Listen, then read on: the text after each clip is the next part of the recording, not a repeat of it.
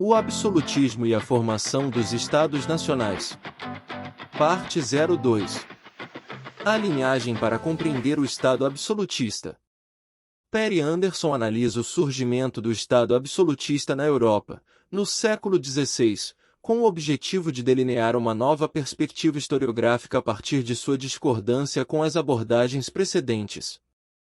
Para isso coloca em discussão a união de um hiato separado pela historiografia marxista, união essa que se dá através da análise das chamadas estruturas puras e estruturas impuras, ou seja, uma abordagem levando em consideração a parte teórica e o factual, tendo como objetivo examinar simultaneamente o absolutismo europeu em geral e em particular, vale dizer, tanto as estruturas puras do Estado absolutista, que o constituem enquanto categoria histórica fundamental, como as variantes impuras, representadas pelas diferentes monarquias específicas da Europa pós-medieval. Anderson, 1998, p. 78.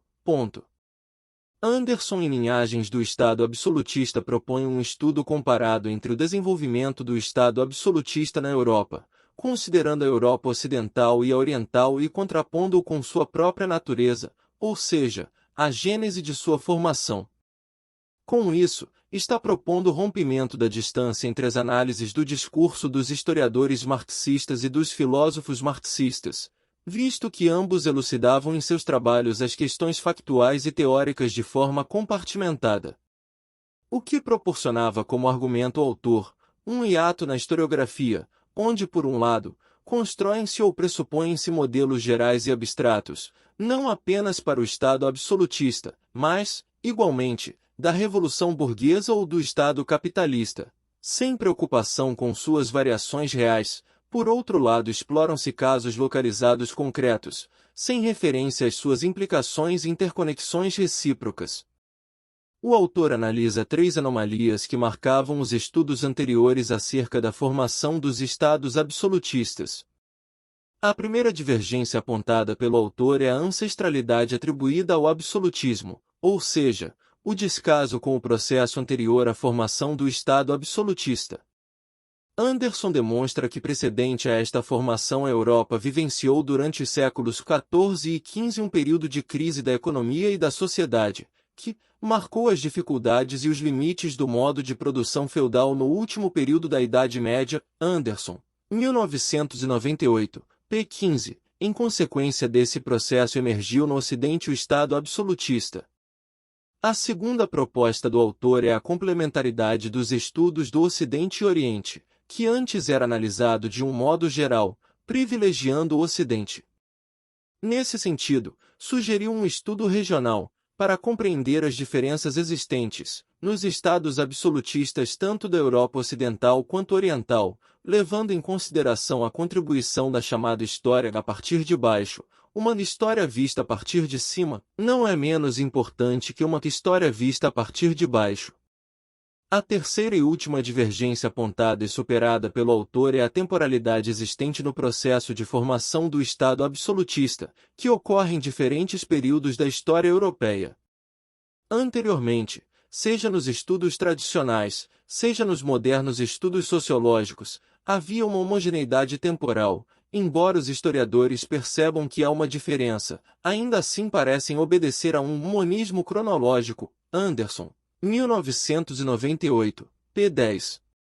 Anderson reúne em sua obra as duas formas de análise do Estado absolutista, a parte teórica e factual. De maneira contundente ele mostra a formação deste Estado sob uma perspectiva geral e, em paralelo, aponta as particularidades que ocorrem durante o processo de transição em cada país.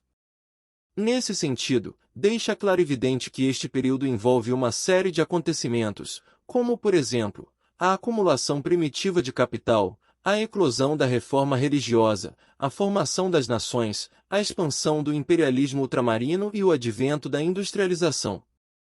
O Estado absolutista do Ocidente emergiu no século XVI, após a longa crise das sociedades europeias no final da Idade Média, 14 e 15, sendo que tal crise foi responsável por intensas transformações no modo de produção feudal. As monarquias da França, Inglaterra e Espanha serão as primeiras a romperem com a estrutura socioeconômica da sociedade feudal, representando uma ruptura decisiva com a soberania piramidal e parcelada das formações sociais medievais. Com seus sistemas de propriedades e vassalagem, Anderson, 1998 p. 15, caracterizando as transformações nos instrumentos e nas relações de trabalho feudal. Além do que, Anderson aponta um fator relevante para compreender a formação do Estado absolutista, sendo necessário relembrar que a luta secular entre as classes resolve-se em última instância no nível político da sociedade, e não no nível econômico ou cultural. Em outras palavras, é a construção e a destruição dos estados que sela as modificações básicas nas relações de produção, enquanto subsistirem as classes. Anderson, 1998, p. 11. Alega Anderson que as contradições existentes sobre a natureza histórica das monarquias absolutistas do Ocidente persistem desde que Engels declarou que as monarquias eram um instrumento de equilíbrio entre classes em conflito. Engels, em uma máxima famosa, declarou-as produto de um equilíbrio de classe entre a antiga nobreza feudal e a nova burguesia urbana. Anderson, 1998, p. 15. Já Marx enxergava a formação dos estados absolutistas como fruto do capital burguês, afirmando repetidamente que as estruturas administrativas dos novos estados absolutistas eram um instrumento tipicamente burguês, e prosseguiu considerando que o poder do Estado centralizado, com os seus órgãos onipresentes, exército permanente, polícia, burocracia, clero e magistratura, órgãos forjados segundo o plano de uma divisão do trabalho sistemática e hierárquica, tem sua origem nos tempos da monarquia absoluta, quando serviu à sociedade de classe média nascente, como arma poderosa nas suas lutas contra o feudalismo. Anderson, 1998, p. 16. As controvérsias acerca dos estados absolutistas são importantes, pois permitem delimitar as transformações de um modo de produção feudal para um sistema capitalista, sendo que a solução correta é, na verdade, vital para a compreensão da passagem do feudalismo para o capitalismo na Europa, e dos sistemas políticos que as diferenciaram. Anderson, 1998, p. 17. Assim, todas essas características que compõem a estrutura do Estado absolutista apresentam-se inicialmente como características capitalistas, mas considerando o fim da servidão. As monarquias absolutas introduziram exércitos regulares, uma burocracia permanente, o sistema tributário nacional, a codificação do direito e os primórdios de um mercado unificado. Todas estas características parecem ser eminentemente capitalistas, uma vez que elas coincidem com o desaparecimento da servidão. Anderson, 1998, p. 17. Nessa perspectiva, tanto Marx e Engels estão corretos em suas respectivas análises.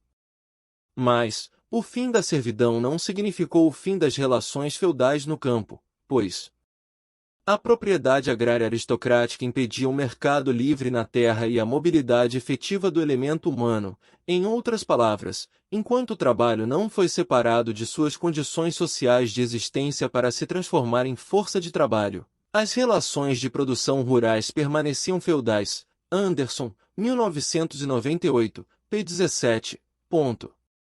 A partir desse momento, Anderson desconstrói todas as perspectivas historiográficas, as quais acreditavam que com o fim da servidão extinguia-se também as relações no campo, constituindo enfim, um Estado absoluto capitalista. Considera que para se entender o surgimento do absolutismo é necessário que se compreenda as transformações que ocorreram entre o Estado aristocrático e a propriedade feudal, um Estado feudal estruturado nas grandes propriedades e no trabalho servil. Com a comutação generalizada das obrigações, transformadas em rendas monetárias, a unidade celular de opressão política e econômica do campesinato foi gravemente debilitada e ameaçada de dissolução. O final desse processo foi o trabalho livre e o contrato salarial. O poder de classe dos senhores feudais estava assim diretamente em risco com o desaparecimento gradual da servidão. O resultado disso foi um deslocamento da coerção político-legal no sentido ascendente, de uma cúpula centralizada e militarizada, o Estado absolutista, Anderson, 1998, p. 19. Ponto. O autor pondera que era um Estado com características capitalistas, mas a autoridade política permanecerá a mesma, do antigo sistema feudal, a aristocracia rural. O que Anderson deixa bem claro é que a transformação no modo de produção, ou seja, nos instrumentos e na relação de produção, seria um Estado que se caracteriza por essa transição, no qual a classe dominante seria a aristocracia. Os senhores que permaneceram proprietários dos meios de produção fundamentais em qualquer sociedade pré-industrial eram, certamente, os nobres terratenentes, Anderson, 1998, p. 18. Uma sociedade em que as antigas formas de produção são substituídas por novas formas, ou melhor, o dinheiro converte-se em capital, o capital em fonte de mais-valia, e a mais-valia transforma-se em capital adicional. A acumulação capitalista que, por sua vez, não se pode realizar enquanto não se encontram acumuladas, nas mãos dos produtores vendedores, massas consideráveis de capitais e de forças operárias. Todo este movimento parece estar encerrado em um círculo vicioso do qual não se pode sair sem admitir uma acumulação primitiva, anterior à acumulação capitalista, em lugar de ser por ela originada. Marx, 1979, p. 11. Ponto. Para Anderson, a aristocracia feudal, a mesma classe dominante da época medieval, foi também dominante na fase inicial da modernidade. Essa nobreza passou por profundas metamorfoses nos séculos que se seguiram ao fim da Idade Média, mas desde o princípio até o final da história do absolutismo nunca foi desalojada de seu domínio do poder político. Anderson, 1998, p. 18. O Estado absolutista do Ocidente, nos dizeres de Anderson, foi um mecanismo criado pela aristocracia feudal para consolidar seus domínios, não foi um árbitro perante um conflito de classes, nem bem fruto do capital burguês, foi um aparelho de dominação feudal recolocado e reforçado, destinado a sujeitar as massas camponesas à sua posição social tradicional, não obstante contra os benefícios que elas tinham conquistado com a comutação generalizada de suas obrigações. Ele era a nova carapaça política de uma aristocracia atemorizada. Anderson, 1998, p. 18. Ponto. Anderson argumenta no decorrer de sua obra sobre a periodização do absolutismo no Ocidente, descrevendo como se deu o processo de formação do absolutismo.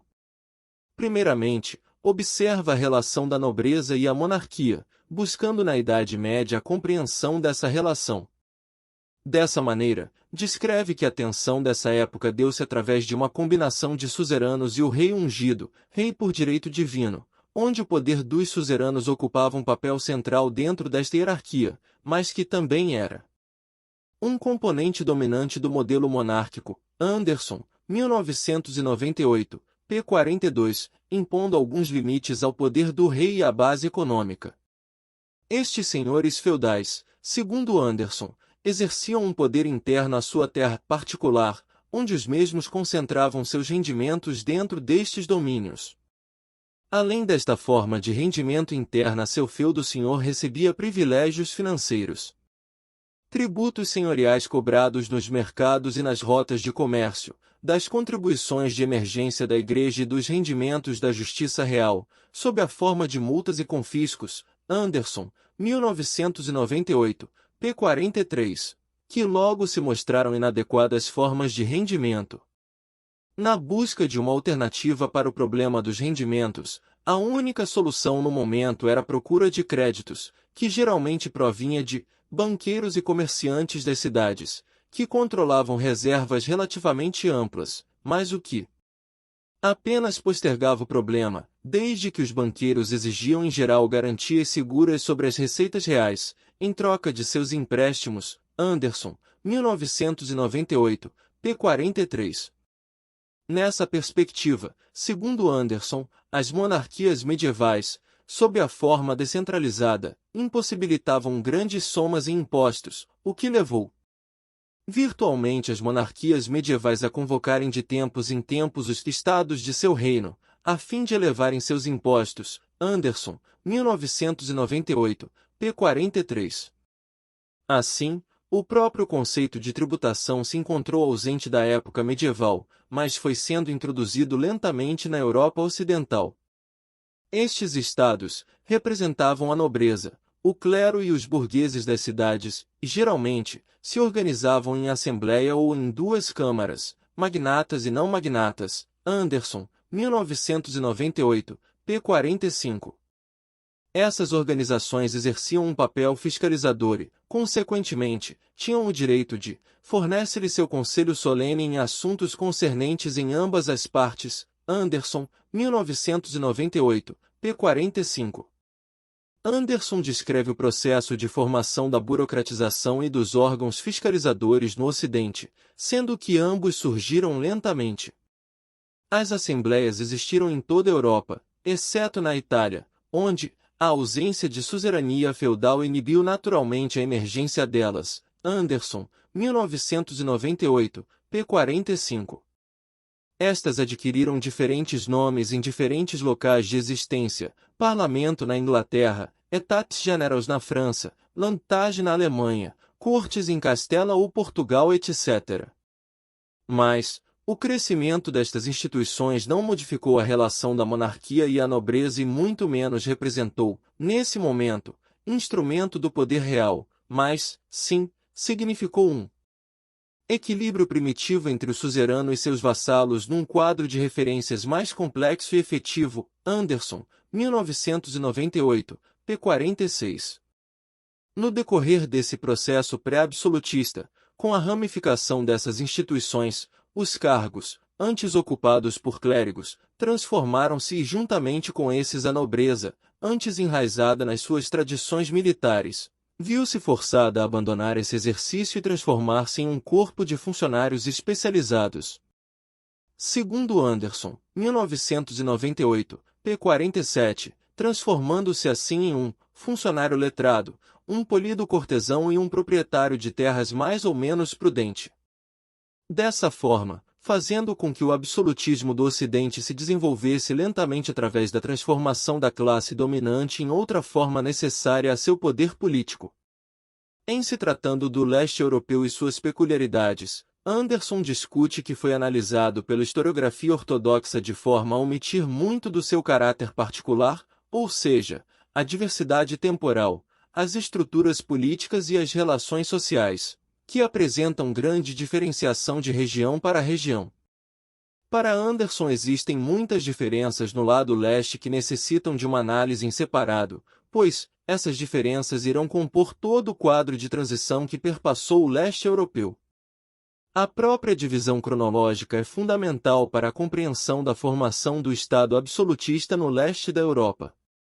Outro fator é a função política desse Estado, que tem funções diferenciadas e serviram a diferentes propósitos tanto no Ocidente quanto no Oriente. O Estado absolutista do leste, ao contrário do Estado absolutista do Ocidente, foi a máquina repressiva de uma classe feudal que acabará de suprimir as tradicionais liberdades comunais da população pobre. Foi um mecanismo para a consolidação da servidão num ambiente onde não existiam cidades autônomas ou resistência urbana. Anderson, 1998, p. 195. Ponto.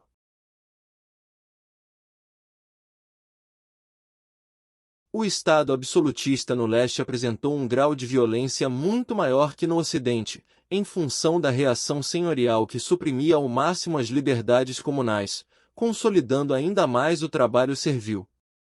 Anderson evidencia que a distância entre o Estado absolutista no Ocidente e no Leste pode ser medida cronologicamente. Na Prússia, a reação senhorial da nobreza havia derrubado a maior parte do campesinato no século XVI, 100 anos antes do estabelecimento do Estado absolutista no século XVII. Na Polônia, jamais surgiu um Estado absolutista e esta foi uma falha pela qual a classe nobre pagaria com sua própria existência nacional. Na Hungria, a imposição da servidão ao campesinato aconteceu após a Guerra Austro-Turco, na virada do século XVII.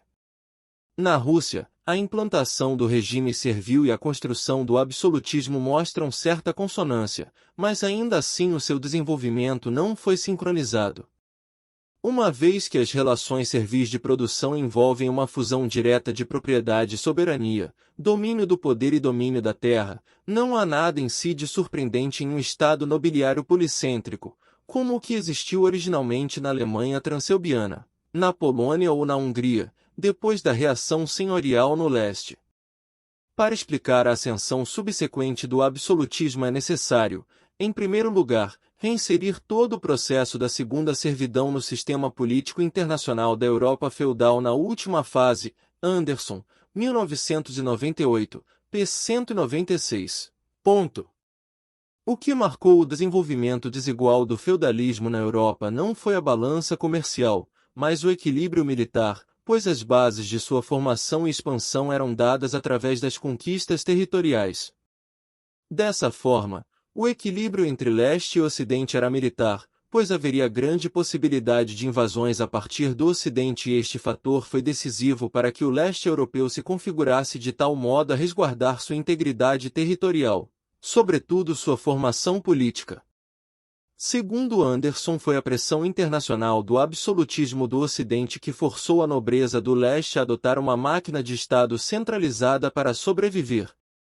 Visto que, ao contrário, a superioridade militar dos exércitos absolutistas cobraria seu tributo através da guerra, que era a tradição no modo de expansão de seus territórios. A forma concreta inicialmente assumida pela ameaça militar do absolutismo ocidental foi, para a sorte das nobrezas orientais, historicamente indireta e transitória. Anderson 1998, p. 198. Portanto, os estados absolutistas do leste europeu serão caracterizados pela intervenção de uma nobreza militar, que criará instrumentos que lhe possibilite organizar esses estados em aparelhos institucionais fortes militar e politicamente. Essa intervenção ocasionará diversas consequências, como países onde o poder econômico e a organização social suplantaram o poder militar, e em outros, impulsionados pelos diversos conflitos com outros países, viabilizaram a existência de um exército forte. Anderson observa que a partir do caráter geral do absolutismo no Ocidente, em que uma aristocracia rural forja mecanismos que possibilitam a consolidação de seu poder, interferindo diretamente nas relações socioeconômicas dos estados, pode-se pensar nas singularidades existentes entre os estados territoriais europeus. Salientando que não se pode agrupá-los em um tipo único, é preciso considerar as peculiaridades de cada país em sua temporalidade própria. Anderson traça uma análise comparativa entre os casos do Ocidente e do Leste europeu a partir das características gerais do Estado absolutista. Tal Estado foi constituído como um aparato para a sustentação política e econômica de uma elite rural, organizando toda uma estrutura administrativa centrada em seus objetivos. Essa elite criou instrumentos que permitiram estabelecer cada vez mais seu poder político e garantir seu poder econômico, há muito em declínio, pelo engendrar de novas forças sociais, o nascimento da burguesia e seus impulsos mercantis. A Espanha, primeira potência da era moderna na Europa, pode ser considerada como um ponto de partida lógico, pois esta superioridade não foi meramente um conjunto de fatos da construção do Estado. A formação do Estado espanhol foi, primeiramente, influenciada pela desproporção de poder e riqueza, que era devido à influência e pressão que essa exercia em relação a outras monarquias. Um segundo ponto que diferenciou a Espanha de seus adversários na formação do Estado foi a conquista do Novo Mundo, que possibilitou a ela uma quantidade de recursos jamais igualados por outra monarquia no momento. E apesar de ser um mecanismo ainda feudal de exploração, permitiu a acumulação primitiva do capital. Este estado precoce, com essa economia de saque e extração, foi que desmotivou o crescimento das manufaturas ou até mesmo deixou de fomentar a difusão da empresa mercantil no seio de seu Império Europeu. Anderson, 1998, p. 59, império esse tão aristocrático que impossibilitou o desenvolvimento burguês. O absolutismo espanhol surgiu com a união dos reinos de Castela e Aragão, este constituído pela união de três principados, Aragão, Catalunha e Valência, unidos pelo casamento de Isabel e Fernando em 1469. Castela, nesse momento, afetada pela escassez de mão de obra, transforma-se em um importante aliado do comércio flamengo. Concomitantemente, era ao mesmo tempo a grande potência comercial e territorial do Mediterrâneo.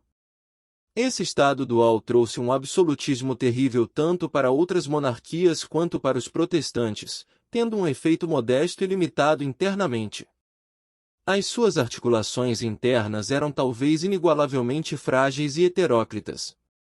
As razões deste paradoxo devem ser, sem dúvida, procuradas essencialmente na curiosa relação triangular estabelecida entre o Império Americano e o Império Europeu, bem como as pátrias ibéricas. Anderson, 1998, p. 60.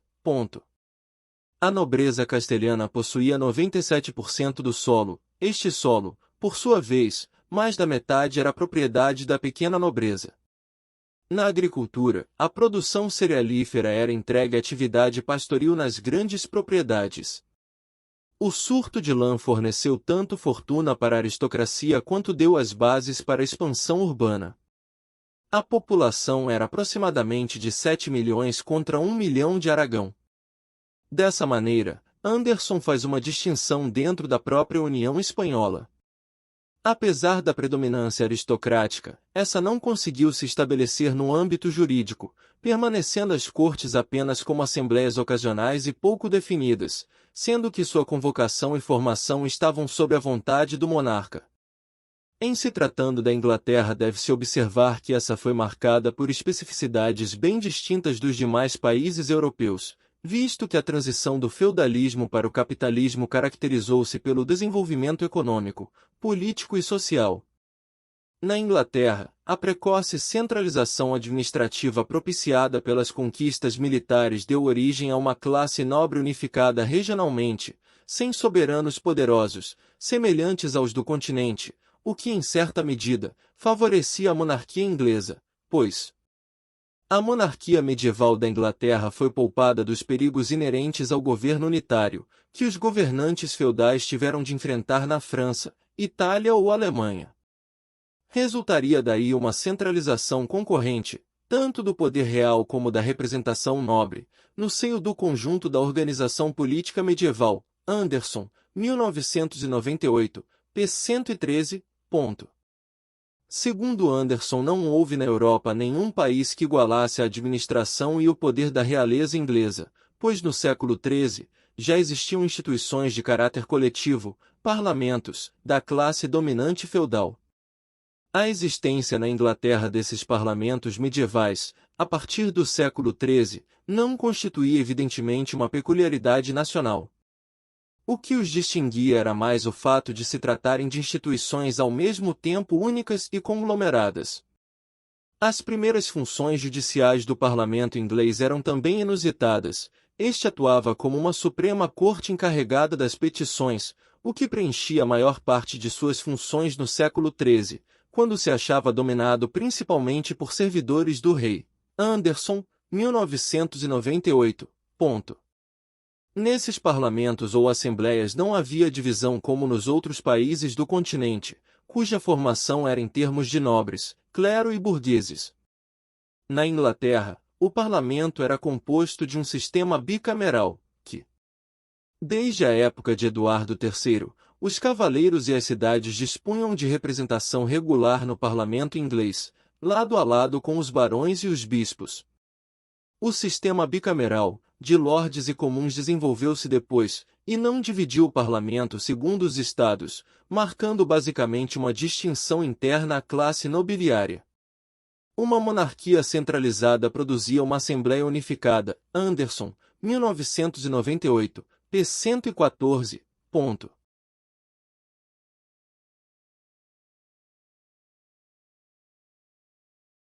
Entretanto, na Península Itálica, Anderson evidencia que o que impediu a formação de um Estado absolutista unificado e centralizado, ou seja, a formação de uma estrutura socioeconômica unificada e que, principalmente, impedisse os ataques das monarquias contemporâneas foi a inexistência de uma nobreza feudal que viabilizasse tal empreendimento. Foi a falta de uma nobreza feudal dominante que impediu o absolutismo peninsular e, portanto, um Estado unitário contemporâneo dos da França ou da Espanha. Anderson, 1998, p. 169. Inicialmente Anderson demonstra que a razão pela qual a própria Itália nunca conseguiu a constituição de uma monarquia absoluta nacional reside na intervenção direta das instituições clericais e do Império, que contribuíram para a não unificação territorial da Itália. É evidente que as instituições medievais do Papado e do Império, com seu caráter universalista, atuaram no sentido de frustrar o desenvolvimento de uma monarquia territorial ortodoxa na Itália. Anderson, 1998, p. 143. Além disso, outro artifício que possibilita a criação da monarquia absoluta na Itália consistiu no desenvolvimento prematuro do capital mercantil em uma determinada região. É preciso buscar noutra parte o determinante fundamental que possibilitou a formação de um absolutismo nacional. Este reside precisamente no desenvolvimento prematuro do capital mercantil nas cidades do norte da Itália, que impediu o surgimento de um poderoso Estado feudal reorganizado no nível nacional. Anderson, 1998, p. 143.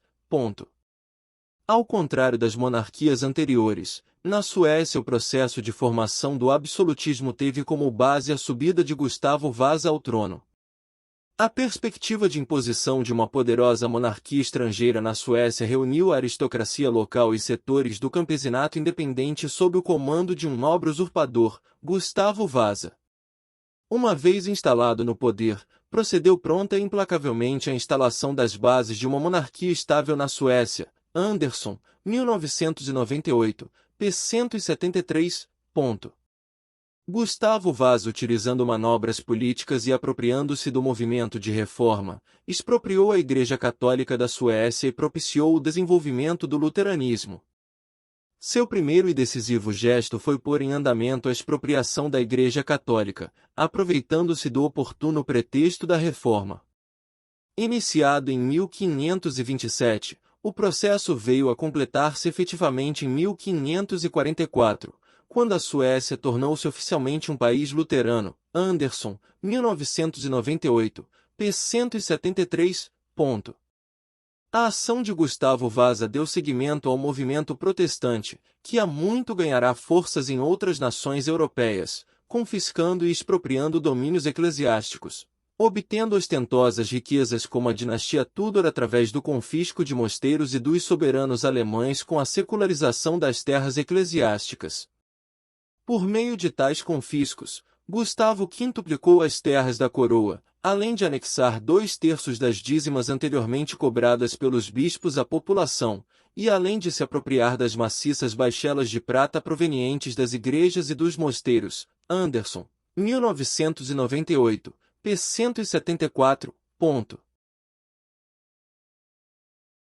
Tratando do aspecto relacionado com as linhagens, um elemento comum entre os absolutismos, Anderson aponta uma diferença entre os casos, visto que a monarquia espanhola beneficiou-se mais que qualquer outra linhagem na Europa dos pactos da política dinástica dos casamentos. Anderson, 1998, p. 59. As crises que afetaram a França sempre foram marcadas por disputas entre as linhagens, entre elas a Guise, senhora do Nordeste, Montmorency, cuja posse ia da Lorena à Borgonha, e os Bourbons que tinham sede no sudoeste. Tais disputas diferenciam-se do contexto de outras monarquias, como a da Espanha, que se beneficiou muito pelos casamentos e uniões das linhagens espanholas.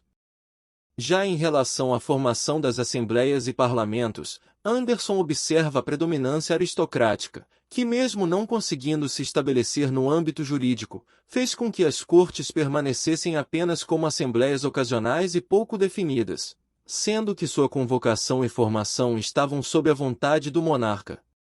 No caso francês, o aumento do poder local e a tendência centralizadora impediram, dessa forma, o surgimento de um parlamento na França, o que contribuiu para a queda do poder real, tarefa do absolutismo. A França, sempre mergulhada em crises e guerras incessantes, assistiu em meio a essas o amadurecimento do absolutismo. Esse complexo de forças, que é um caráter específico do absolutismo francês, em que cada dinastia que ocupou o poder contribuiu para o crescimento do absolutismo, embora em proveito de seus interesses, os privilégios eram mantidos. Na Inglaterra, as sucessões no trono determinaram a formação do absolutismo, em que cada dinastia, Tudor e Stuart, com políticas específicas conduziram à unificação política e econômica do país. Na dinastia Tudor, o parlamento, instituição existente aproximadamente desde o século XIII, não era convocado regularmente, pois as práticas políticas da dinastia Tudor atendiam aos interesses do parlamento. Com a ascensão da dinastia Stuart, adotou-se práticas para reduzir ou até mesmo dissolver o parlamento. Essa atitude de dissolução do parlamento encobre a tentativa de restauração da monarquia com o rei legitimado pelo direito divino, para restringir a autonomia do parlamento que adquiria cada vez mais poder político e econômico. No caso italiano, diferentemente das demais monarquias, não ocorreram sucessões dinásticas, muito menos foram favorecidas por casamentos entre as linhagens, o que impossibilitou a existência de um Estado absolutista unificado territorialmente e centralizado politicamente. O que coexistiu foi a disputa entre o norte e o sul da Itália, impossibilitando o domínio de uma aristocracia rural. A densidade urbana produziu apenas uma espécie de microabsolutismo, uma proliferação de pequenos principados que cristalizou as divisões do país. Esses estados em miniatura não estavam em posição de resistir às monarquias feudais vizinhas, e em breve, a ação de conquistadores estrangeiros alinharia forçosamente a península às monarquias europeias. Anderson, 1998, p. 168. A opulência de cidades-repúblicas autônomas, as comunas, impossibilitou o desenvolvimento da monarquia feudal e, consequentemente, minou a base para uma possível construção de um Estado absoluto. A riqueza e a vitalidade das comunas de Toscana e da Lombardia derrotaram o esforço mais importante de construção de uma monarquia feudal unificada, que poderia ter fornecido a base para um posterior absolutismo. Anderson, 1998, p. 143. O Estado sueco foi caracterizado por articulações políticas que envolviam interesses do Estado, dinastia Vasa, e da aristocracia rural, visto que as sucessivas ascensões desta dinastia, que se perpetuaram na administração do Estado, procuravam garantir os privilégios da aristocracia rural. O Estado, sob o comando de Gustavo Vasa, mantinha uma relação amistosa com a aristocracia, concedendo à elite rural vários privilégios e impondo pequenas restrições, relação que se manteve após a sua sucessão. No reinado de João III foram amplos os benefícios concedidos aos ilustres funcionários.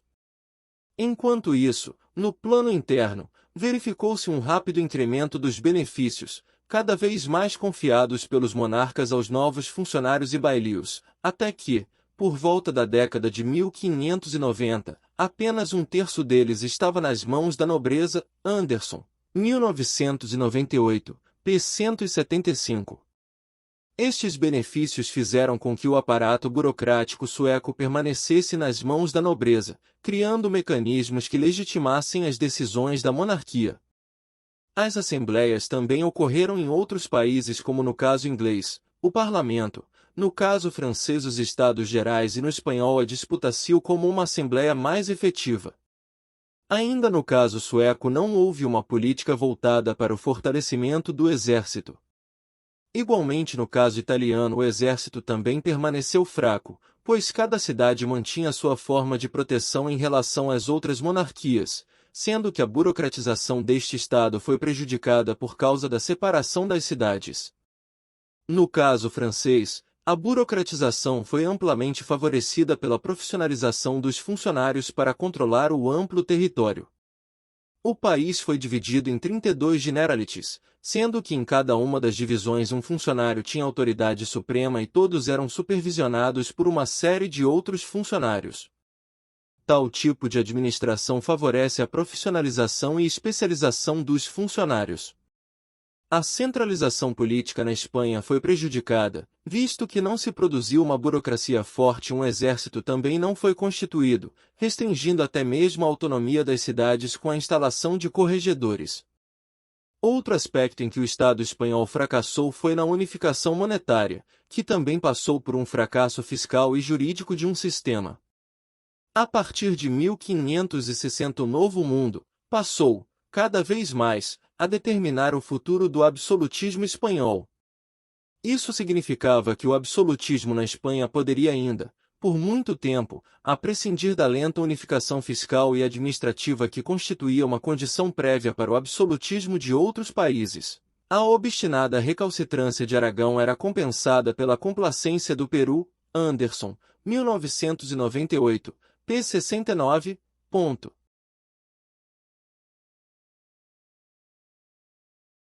O aparelho militar do Estado espanhol foi aprimorado até atingir um alto grau de perícia e eficácia. A sua organização e seu sistema de abastecimento tornaram-se os mais avançados da Europa.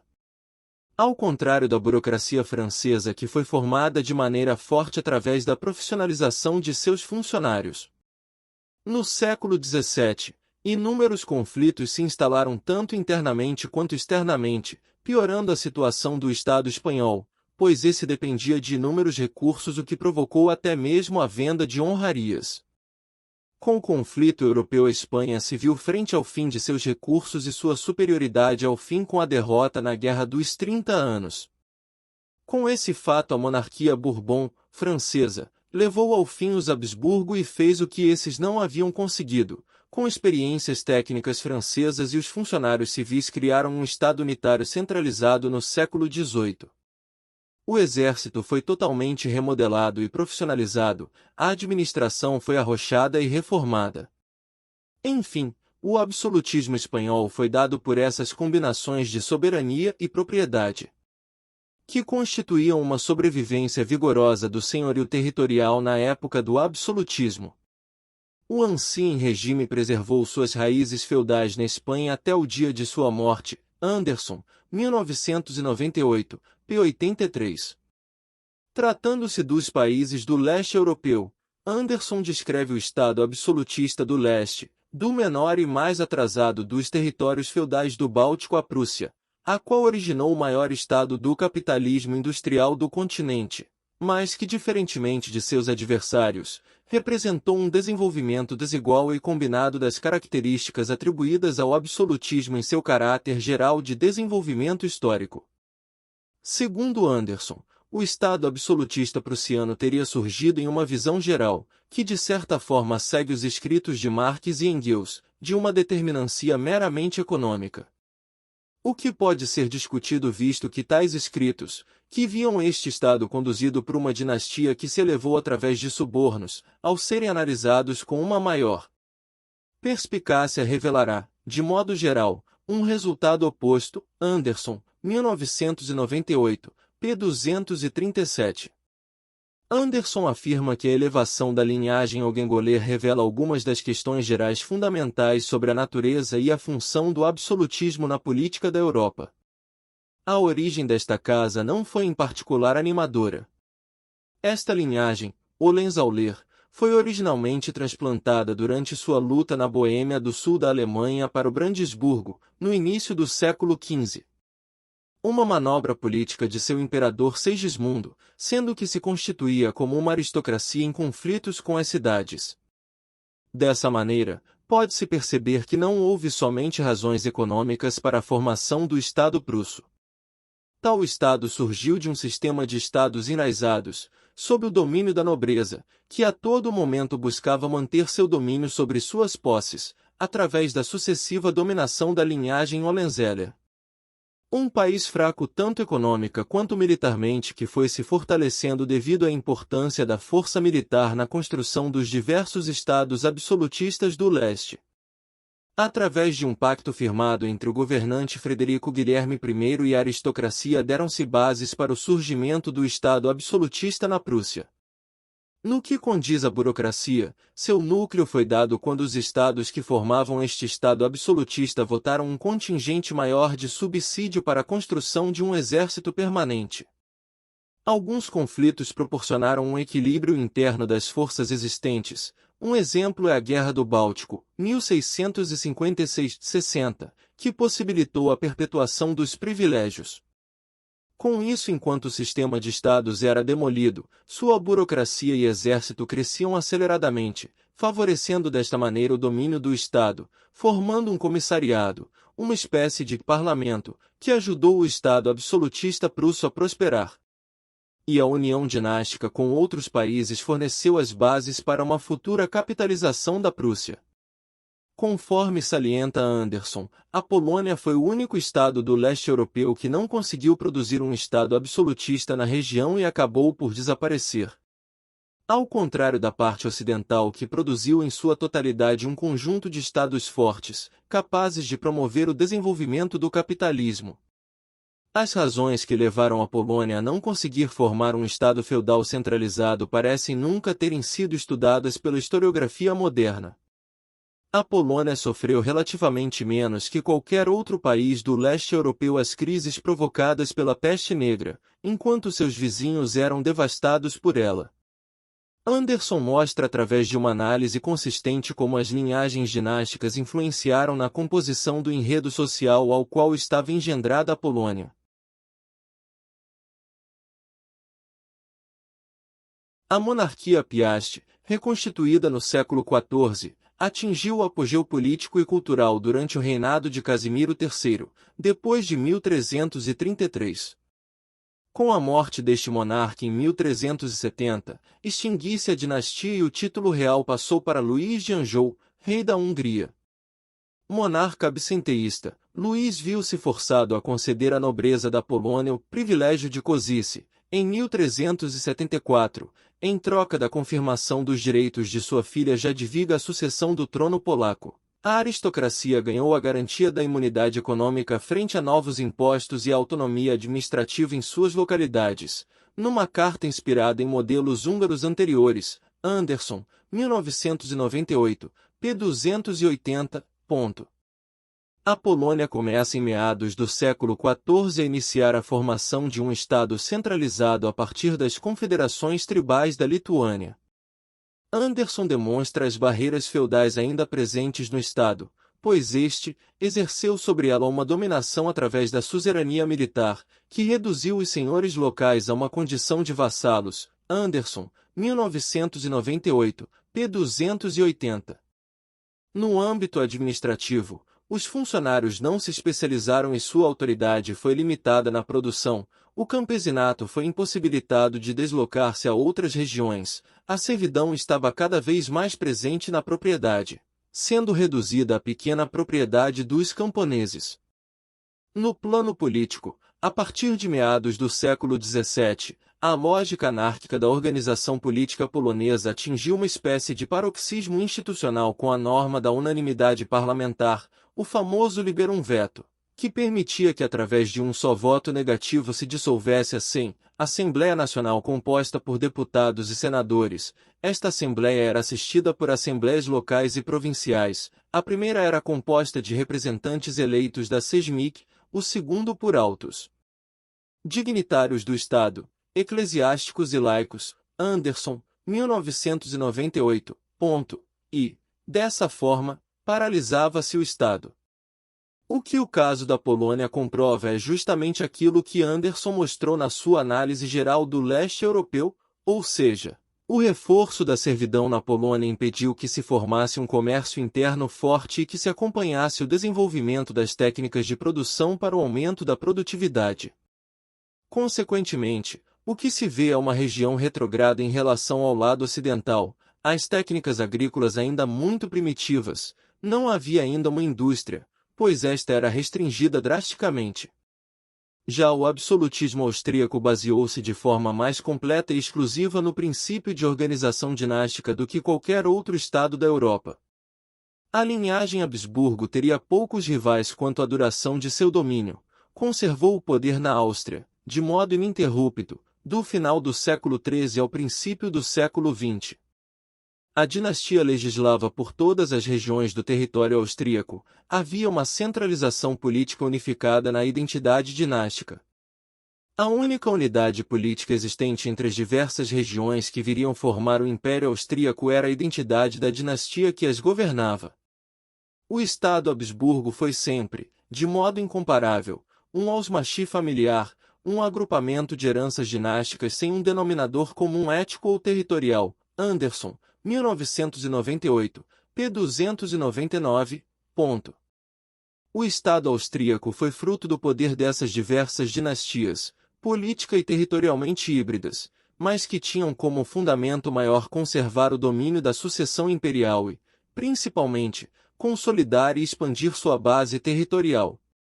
O que contribuiu para que nunca se conseguisse constituir em um Estado unificado politicamente.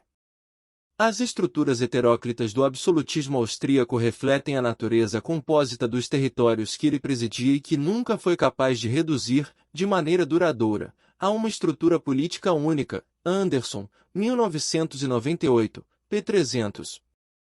Devido ao caráter conglomerado das formações sociais sobre as quais as dinastias assentaram seus domínios, o Estado austríaco se constituiu frágil militar e politicamente. O exército era constituído por levas de mercenários estrangeiros e inexistia uma classe senhorial única e, sim, vários grupos fundiários territorialmente distintos. O absolutismo na Rússia foi o único mais estável da Europa, que persistiu até o século XX, contrariando todos os seus contemporâneos. O czarismo russo sobreviveu a todos os seus precursores e contemporâneos para se tornar o único Estado absolutista no continente a permanecer intacto até o século XX. Anderson, 1998, p. 328. Palco de intermitentes sucessões dinásticas, o czar russo se caracteriza por diversas práticas políticas, que organizavam a estrutura socioeconômica do Estado. A nobreza de caráter extremamente militar foi de tamanha importância na ascensão política e militar da Rússia, recebiam concessões em formas de títulos e terras, práticas voltadas principalmente para aqueles que se dedicavam ao serviço do Estado. Em contrapartida, todos os que ocupassem determinadas posições no serviço militar do Estado recebiam o grau de nobreza correspondente, o qual, acima de certos graus, tornava-se hereditário. Títulos e privilégios aristocráticos continuaram, portanto, até 1917, a ser relacionados pelo sistema político com as diferentes funções administrativas. Anderson, 1998, p. 346. Esse caráter militar deve-se às intensas guerras no território russo, onde em determinados períodos exauriram o Estado e a economia. O absolutismo na Rússia, dessa forma, apresenta-se, por um lado, centralizado política e militarmente, mas por outro, fraco social e economicamente. O sistema administrativo e fiscal era modernizado, com a abolição do sistema de abastecimento, na prática, salários em espécie, dos funcionários provinciais e a criação de um erário central para as receitas fiscais. Anderson, 1998, p. 331. As medidas militares, econômicas e administrativas visavam fortalecer de modo considerável o poder político do Estado. A maior parte da estrutura de comando era controlada por essa nobreza, de acordo com seu grau aristocrático. O Estado foi oficialmente proclamado uma autocracia. O czar governava por toda a nobreza, em seu próprio nome apenas. Anderson, 1998, p. 347. Seguindo a análise dos países que compõem o leste europeu, destacamos um caso à parte, onde nota-se que não há uma separação entre a religião e o Estado. A Casa do Islã, no aspecto geopolítico, constituía uma sub-região distinta, pois devido à ausência de qualquer integração no sistema político internacional do fim do século XIX e início do século XX, faria desta área o barril de pólvora da Europa, que detonou a conflagração de 1914. Esse aspecto, segundo Anderson, mostra que o padrão geral de desenvolvimento nessa parte do continente serve adequadamente de prova e epílogo a qualquer pesquisa sobre o absolutismo. Ao longo de sua existência no continente, o Império Otomano foi sempre uma formação social à parte. Sob o domínio da Porta, pela sujeição ao Islã, os Balcãs pareciam ter escapado à perspectiva geral europeia. Anderson, 1998, p. 361. O aparato governante compreendia todo o aparelho burocrático e militar do Império. Os seus estratos superiores eram recrutados basicamente em 3 escravos cristãos cujo grupo principal foi iniciado nestas funções graças à criação do Delshirme. Essa instituição foi a interpretação dos princípios Ghazi do antigo Islã que definiu o conjunto do sistema otomano em ascensão. Todos os anos eram recrutadas crianças do sexo masculino entre as famílias cristãs das populações subjugadas nos Balcãs. Em seguida eram mandadas a Constantinopla ou a Anatólia para serem educadas como muçulmanas e treinadas para posições de comando no exército e na administração, como servidores diretos do sultão. Desse modo, conciliavam-se as tradições Ghazi de conversão religiosa e expansão militar e a tradição do antigo Islã de tolerância e tributação junto aos infiéis. No início, uma das funções principais do Delshirme era precisamente formar soldados de infantaria disciplinados e confiáveis. Segundo Anderson, 1998, p. 367, esse surpreendente paradoxo que é uma sinarquia de escravos, impensável no feudalismo europeu, encontra uma explicação inteligível no conjunto do sistema social do despotismo osmani. Havia, com efeito, um vínculo estrutural entre a ausência da propriedade privada da terra e a eminência da propriedade estatal dos homens. A escravidão não se definia pela oposição à liberdade, mas pela proximidade de acesso ao comando imperial, ou seja, através da prestação de serviços militares. A instituição governante coexistia com um extrato nativo de militares islâmicos, os guerreiros Sipahi, que ocupavam uma posição muito diferente no interior do sistema. O sultanato lhes atribuía domínios fundiários ou timars, dos quais podia extrair rendimentos fixados em troca dos serviços militares prestados. Cabe destacar que a doutrina islâmica jamais admitiu qualquer separação ou distinção entre igreja e Estado, uma vez que, essa noção para ela quase não tinha significado. De acordo com Anderson, o zelo religioso do primeiro encontrou um escoadouro no fanático obscurantismo do ulemato turco, ao passo que a gravitas social do último era acatada graças à sua sólida integração nos mecanismos do sultanato. Dessa maneira, havia uma limitação formal da autoridade do sultão, que era, em certo sentido, o reverso da ampliação do poder do Estado otomano, originário da criação de um aparelho eclesiástico profissionalizado. Segundo o autor, em toda a zona dos Balcãs, a nobreza étnica local em breve estaria eliminada, e o fim desta nobreza local, onde permaneceu apenas alguma exceção, provocou uma profunda modificação dos sistemas sociais autóctones que se tornaram complexos e contraditórios. Um fator importante para compreender a situação paradoxal do campesinato na região balcânica, segundo Anderson, é a consequência política e cultural, que foi uma efetiva regressão às instituições clânicas e às tradições particularistas entre a população rural, ou seja, isso impossibilitou o desenvolvimento local dos modos de produção mais avançados e, consequentemente, provocou um regresso às condições pré-feudais. Portanto, embora a grande massa da população rural tivesse se beneficiado materialmente com o impacto inicial da conquista turca, já que esta levou a uma redução do excedente extraído dos produtores diretos no campo, a outra faceta do mesmo processo histórico foi a interrupção de qualquer desenvolvimento social autóctone em direção a uma ordem feudal mais avançada, um regresso a formas patriarcais pré-feudais e uma longa estagnação em toda a evolução histórica da Península Balcânica. Anderson, 1998, p. 373. Anderson aponta que, dada a natureza do Estado otomano, não existia um espaço protecionista onde pudesse desenvolver-se uma burguesia mercantil turca e, a partir do século XVII, as funções comerciais foram crescentemente devolvidas às comunidades minoritárias de infiéis, gregos, judeus ou armênios. O nível da economia otomana nunca atingiu um grau de desenvolvimento comparável ao da expansão do Império, foi sempre de caráter militar. Na cosmogonia osmani o planeta dividia-se em duas grandes áreas, a Casa do Islã e a Casa da Guerra, Anderson, 1998, p. 376.